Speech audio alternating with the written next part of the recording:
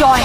আমি আসছি গীতা। পদ্মর কেস জিতেই স্বস্তিককে বেধারক মার। এবার কি ভালোবাসার অনুভূতি জাগবে গীতার? গীতা এলএলবির মনে কি এবার ভালোবাসার অনুভূতি জাগবে স্বস্তিকের জন্য? নতুন প্রমোতে কি প্রকাশ্য এলো? স্টার জলসায় অন্যতম হিট মেগা হলো গীতা এলএলবি। এই ধারাবাহিকে স্বস্তিক এবং গীতার রসায়ন জমে ক্ষীর। একই সঙ্গে গীতার দাপুটে অভিনয় অল্প দিনেই দর্শকের মনে জায়গা করে নিয়েছে।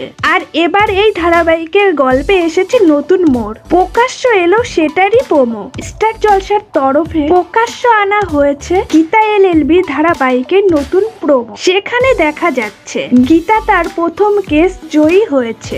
অবশেষে নানা জটিলতা কাটিয়ে পদ্মকে ন্যায় বিচার দেওয়াতে পেরেছে। আর প্রথম কেসে জয়ী হওয়ার পরেই কথা মতো গীতাকে সিঁদুর পরাতে আসছিল স্বস্তিক। তখনই ঘটে যায় অঘটন। স্বস্তিকের উপর কারা যেন হামলা চালায়, রড দিয়ে তার মাথার পিছনে আঘাত করে। অজ্ঞান হয়ে যায় সে। খবর পেয়ে ছুটে আসে গীতা। এবার কি তার মনেও ভালোবাসার ছোঁয়া লাগবে? কোন দিকে ঘুরবে তার আর স্বস্তিকের সম্পর্ক? গীতা এলএলবি ধারাবাহিকটি স্টার জলসার পর্দায় রোজ সন্ধ্যা 7:30 থেকে সম্প্রচারিত হয়।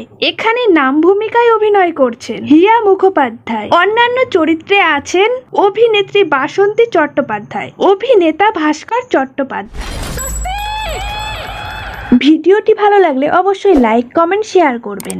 ডেইলি নিত্য নতুন ভিডিও পেতে ছায়াছবির জগৎ চ্যানেলটিকে সাবস্ক্রাইব করতে ভুলবেন না।